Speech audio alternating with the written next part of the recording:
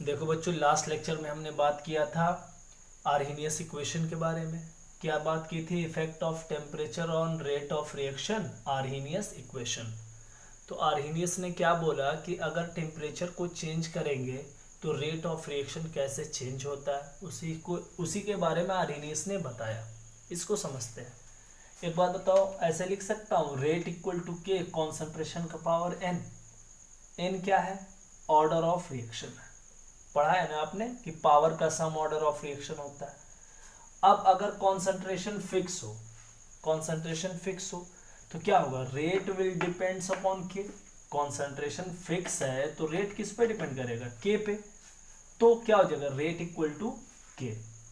अब देखो, जो रेट होता है वो टेम्परेचर पे डिपेंड करता है। टेम्परेचर बढ़ाने पर रेट ऑफ रिएक्शन डिपेंड करता है। तो जब दोनों बराबर है, तो जब रेट टेम्परेचर पे डिपेंड करेगा तो rate of reaction will also depend upon temperature. बात समझ में आ रही है? रेट अगर टेम्परेचर पे डिपेंड करेगा तो रेट ऑफ रिएक्शन भी टेम्परेचर पे डिपेंड करेगा। ठीक। अब आर्हेनियस ने क्या बोला? ये रिएक्शन दिया, ये इक्वेशन दिया। अब इसमें के क्या है? Rate constant, a Arrhenius constant, pre exponential factor या प्रोबेबिलिटी फैक्टर, कुछ भी कहिए। ये क्या है? Activation energy. आर क्या है? Gas constant. टी क्या है? टेम्परेचर। किस में होता है? केल्विन में होता है। अब देखो, इफ टेम्परेचर इंक्रीजेस, अगर आप टेम्परेचर को बढ़ाओगे, ठीक, टेम्परेचर को बढ़ाओगे तो ई ए अपॉन आर टी है ना, यहाँ पे ई A upon R T, E A upon R T की वैल्यू क्या हो जाएगी? कम हो जाएगी। ठीक, ई ए अपॉन आर टी की वैल्यू कम हो जाएगी। तो जब ई ए अपॉन आर टी की वैल्यू टेम्परेचर के बढ़ाने पर कम होगी तो minus E A upon R T की वैल्यू बढ़ जाएगी। नहीं, क्यों होगा ऐसा? क्योंकि ये इसका उल्टा है बिल्कुल। E A upon R T की वैल्यू कम हो रही है तो minus E A upon R T की वैल्यू बढ़ जाएगी। ठीक। अब minus E A upon R T की वैल्यू बढ़ जाएगी तो e to the power minus E A upon R T, इसकी वैल्यू भी बढ़ जाएगी। बात समझ में आ रही है? मैंने बोला कि टेम्परेचर को बढ़ाओगे तो ई ए अपॉन आर टी की वैल्यू क्या हो जाएगी? कम हो जाएगी। तो जब ई ए अपॉन आर टी की वैल्यू कम हो जाएगी तो माइनस वाले की बढ़ जाएगी, क्योंकि अगर प्लस वाला कम हो रहा है तो ऑब्वियस है माइनस वाला बढ़ेगा। तो माइनस वाले की वैल्यू बढ़ गई। अब minus E A upon R T की वैल्यू बढ़ गई तो e to the power minus E upon R T की वैल्यू भी बढ़ जाएगी। अब देखो, जब e to the power minus E upon R T की वैल्यू बढ़ जाएगी तो के की वैल्यू भी क्या हो जाएगी? बढ़ जाएगी। इसका मतलब क्या है कि टेम्परेचर को बढ़ाने पर क्या होता है? रेट ऑफ रिएक्शन बढ़ जाता है। बात समझ में आई? एक बार और समझो। टेम्परेचर को हमने बढ़ाया, ई अपॉन आर टी की वैल्यू घट गई, तो ई अपॉन आर टी की वैल्यू घट गई तो minus E upon R T की वैल्यू बढ़ जाएगी। अब minus E upon R T की वैल्यू बढ़ जाएगी तो इसके पावर में जो भी, अगर ये किसी के पावर में जाएगा उसकी भी वैल्यू बढ़ जाएगी। तो e to the power minus E upon R T, इसकी भी वैल्यू बढ़ गई। अब देखो, ये डायरेक्टली प्रोपोर्शनल, जब इसकी वैल्यू बढ़ेगी तो के की भी वैल्यू बढ़ जाएगी। यानी टेम्परेचर को बढ़ाओगे तो रेट ऑफ रिएक्शन बढ़ जाएगा। यही बोला था आर्हेनियस ने। आर्हेनियस ने क्या बोला था कि टेम्परेचर को बढ़ाने पर रेट ऑफ रिएक्शन पे क्या प्रभाव पड़ता है, उसी के लिए ये इक्वेशन दिया। इसी इक्वेशन को कहते हैं आर्हेनियस इक्वेशन। बात समझ में आई? ठीक है। तो अगर आपको ये समझ में आ गया तो अब हम इसके बाद बात करेंगे concept of activation energy and transition state. ठीक है। मेन कॉन्सेप्ट यही है कि टेम्परेचर बढ़ा रहे हो, ई अपॉन आर टी की वैल्यू घट रही है, तो जब ई अपॉन आर टी की वैल्यू घट रही है तो minus E upon R T, जो कि इसका उल्टा है, बिल्कुल उलट है, उसकी वैल्यू बढ़ जाएगी। जब इसकी वैल्यू बढ़ जाएगी तो ये किसी के पावर में जाएगा, उसकी वैल्यू भी बढ़ जाएगी। अब ये और के क्या है? दोनों डायरेक्टली प्रोपोर्शनल, तो के की भी वैल्यू बढ़ जाएगी। यानी टेम्परेचर को बढ़ाओगे तो रेट ऑफ रिएक्शन बढ़ जाएगा, और यही आर्हेनियस ने अपना कॉन्सेप्ट दिया था। ठीक है। तो चलो अब बात करते हैं concept of activation energy and transition state. देखो बच्चों, नेक्स्ट टॉपिक है concept of activation energy and transition state. ठीक है। सबसे पहले बात करेंगे ट्रांजिशन स्टेट की। तो ये एक ऐसा स्टेट होता है जिसमें पुराने बॉन्ड टूट रहे होते हैं और नए बॉन्ड बनते हैं। क्या होता है? ट्रांजिशन स्टेट एक ऐसा स्टेट है जिसमें पुराने बॉन्ड टूट रहे होते हैं और नए बॉन्ड बन रहे होते हैं। तो जब ऐसा होता है तो मॉलिक्यूल्स के पास हाईएस्ट एनर्जी होती है। और आपको शायद पता हो कि जब कोई भी मॉलिक्यूल या एटम के पास एनर्जी ज़्यादा होगी, अधिक होगी, तो वो कम स्टेबल होगा। इसका मतलब क्या है, एनर्जी बढ़ने के साथ साथ स्टेबिलिटी घटती है। एनर्जी बढ़ने के साथ साथ स्टेबिलिटी घटती है। ठीक है। अब देखो, जब ट्रांजिशन स्टेट में होता है, ट्रांजिशन का बेसिकली मतलब होता है चेंज। चेंज क्या होता है, चेंज का मतलब क्या कि पुराने बॉन्ड टूट रहे होते हैं और नए बॉन्ड बन रहे होते हैं।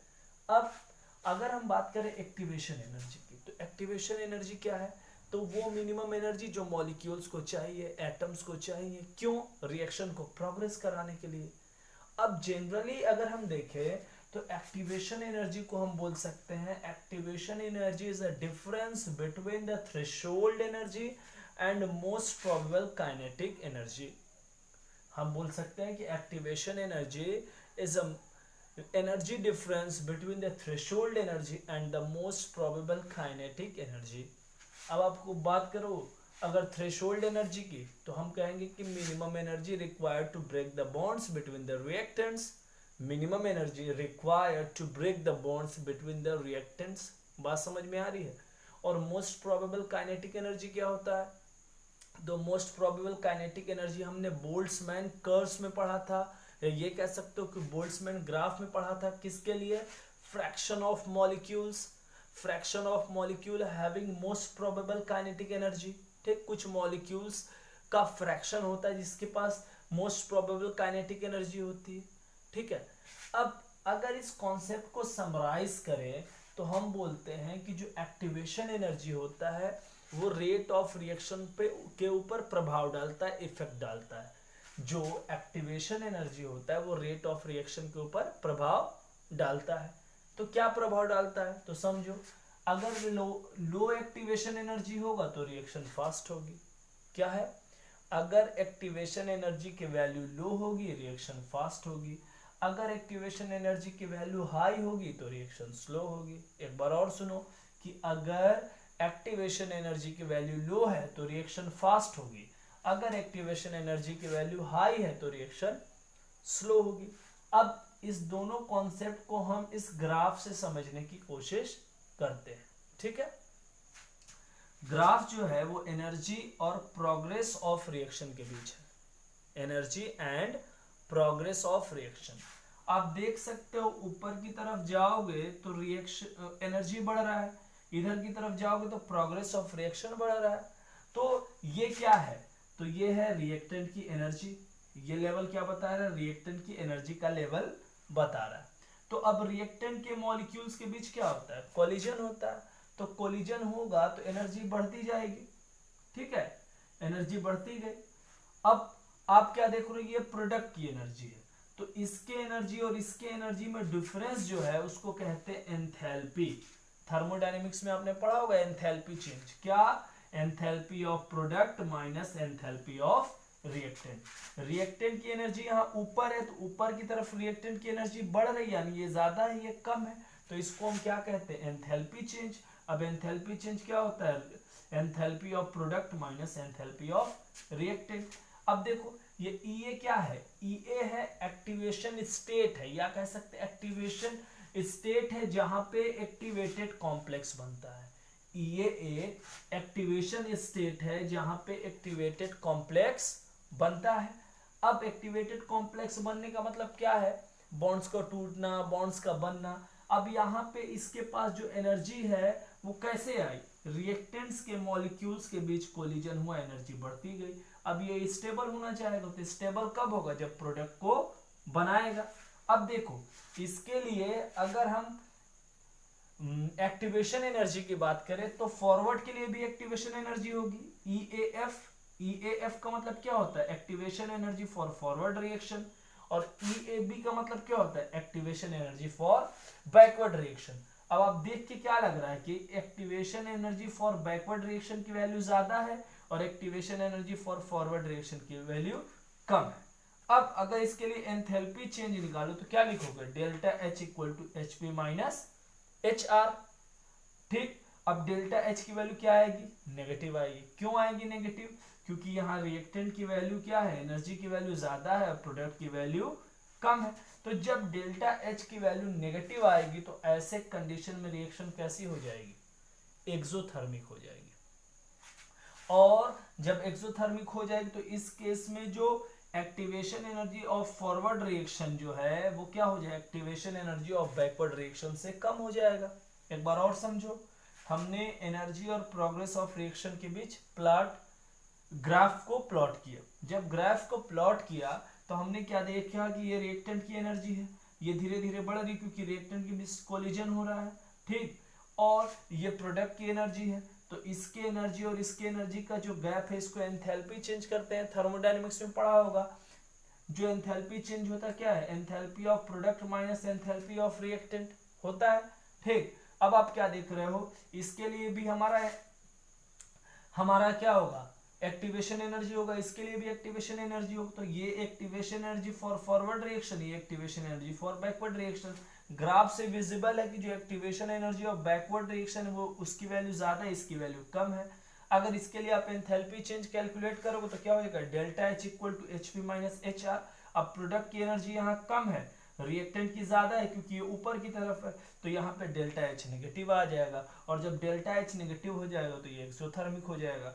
और यहाँ पे अगर ये देखो, ये एनर्जी कम है, ये ज्यादा है, तो ये वैल्यू क्या हो जाएगी, लेस हो जाएगी, ये वैल्यू उससे ज्यादा हो जाएगी। इसीलिए जो एक्टिवेशन एनर्जी है फॉर बैकवर्ड रिएक्शन उसकी वैल्यू ज्यादा है और activation energy for forward reaction उसकी वैल्यू कम है। इस ग्राफ में देखो, इस ग्राफ में क्या है बेटा, एनर्जी और प्रोग्रेस ऑफ रिएक्शन के बीच हमारा क्या है, ग्राफ है। अब यहाँ पे देखो रिएक्टेंट की एनर्जी कम है लेकिन प्रोडक्ट की एनर्जी ज्यादा है। कैसे ज्यादा है, क्योंकि प्रोडक्ट ऊपर है और ऊपर की तरफ एनर्जी बढ़ रही है। अब यहाँ पे अगर आप प्रोग्रेस ऑफ रिएक्शन निकालोगे तो कैसे निकालोगे, delta H equal to H P minus H are.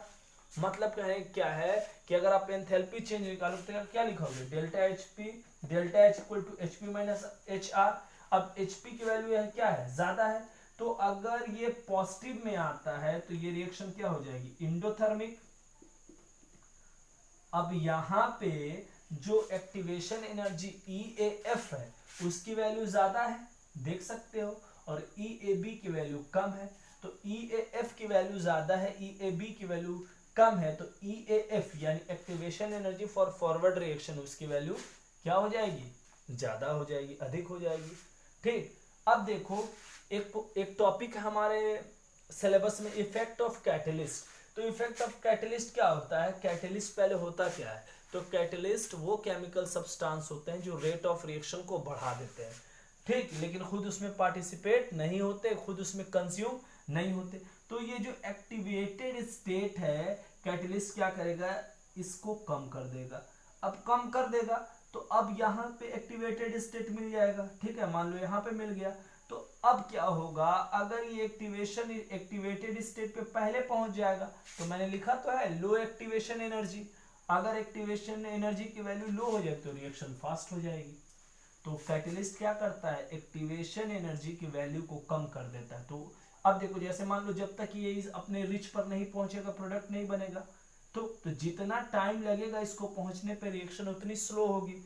लेकिन अगर कैटलिस्ट होगा तो ये बहुत जल्दी एक्टिवेशन स्टेट में पहुंच जाएगा तो रिएक्शन फास्ट होगी। वही मैंने लिखा है कि लो एक्टिवेशन एनर्जी, रिएक्शन क्या होगी, फास्ट होगी। ग्राफ एक बार और समझ लो, एनर्जी और प्रोग्रेस ऑफ रिएक्शन के बीच है, ऊपर की तरफ एनर्जी बढ़ रही है और इधर की तरफ प्रोग्रेस ऑफ रिएक्शन है। ये रिएक्टेंट की एनर्जी है, रिएक्टेंट के मॉलिक्यूल्स के बीच कोलिजन होगा, एनर्जी बढ़ती जाएगी, यहाँ पे पहुंच जाएगा। अब यहाँ पे पहुंच जाएगा तो क्या होगा, प्रोडक्ट का फॉर्मेशन होना है। अब देखो, इसकी एनर्जी और इसकी एनर्जी में जो चेंज है उसको एंथैल्पी चेंज कहते हैं। थर्मोडायनेमिक्स में पढ़ा है, enthalpy change equal to enthalpy of the product minus enthalpy of the reactant, ठीक। अब देखो यहाँ पे जो एंथैल्पी चेंज की वैल्यू नेगेटिव आ रही है यानी रिएक्शन एक्सोथर्मिक है। अब फॉरवर्ड रिएक्शन के लिए भी एंथैल्पी होगा, enthalpy of forward reaction, backward के लिए भी होगा एंथैल्पी ऑफ बैकवर्ड। तो यहाँ पे आप क्या देखोगे कि जो एंथैल्पी ऑफ फॉरवर्ड रिएक्शन इसकी वैल्यू कम है और एंथैल्पी ऑफ बैकवर्ड रिएक्शन की वैल्यू क्या है, ज्यादा है। अब इस वाले ग्राफ में क्या है, ये रिएक्टेंट है तो इसकी ये नीचे की तरफ और प्रोडक्ट उससे ऊपर है, यानी इसकी एनर्जी अब कम है और इसकी एनर्जी ज्यादा है। क्यों, क्योंकि ऊपर की तरफ एनर्जी बढ़ रही है। तो यहाँ पे अगर आप प्रोग्रेस ऑफ रिएक्शन अगर एंथैल्पी चेंज की वैल्यू निकालोगे तो ये पॉजिटिव आएगा।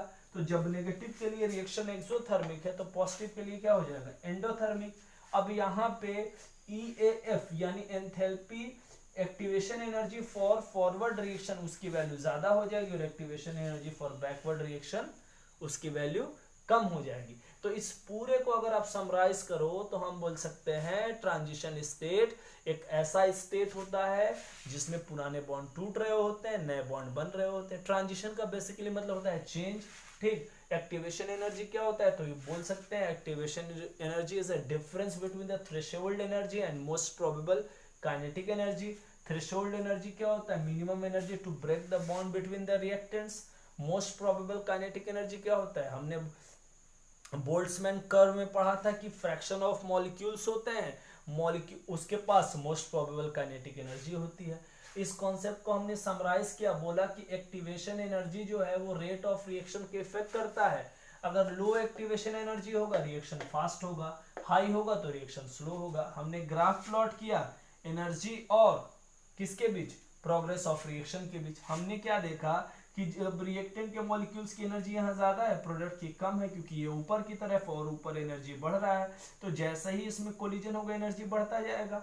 अब जब एनर्जी बढ़ता जाएगा तो स्टेबिलिटी घटती जाएगी। अब स्टेबिलिटी घटेगी तो क्या होगा, ये चाहेगा प्रोडक्ट बना लेना ताकि वो स्टेबल हो जाए।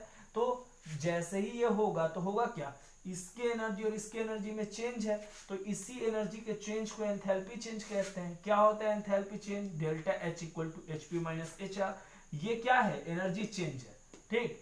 अब आप देखो यहाँ पे डेल्टा H की वैल्यू नेगेटिव आ रही है, तो यानी ये कौन सा रिएक्शन है, एक्सोथर्मिक है। अब इसके लिए भी एक्टिवेशन एनर्जी है, इसके लिए भी एक्टिवेशन है, तो इसकी एक्टिवेशन एनर्जी की वैल्यू क्या है, कम है, इसके लिए एक्टिवेशन एनर्जी की वैल्यू क्या है, ज्यादा है।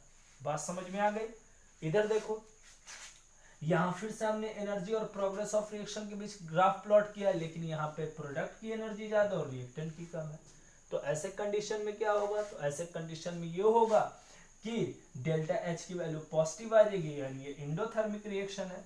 अब इंडोथर्मिक है तो यहाँ पे देखो activation energy of forward reaction उसकी वैल्यू ज्यादा है और activation energy for backward reaction उसकी वैल्यू कम है। तो ये क्या था बेटा, ये concept of activation energy and transition state है, और ये हमारे चैप्टर का लास्ट टॉपिक है।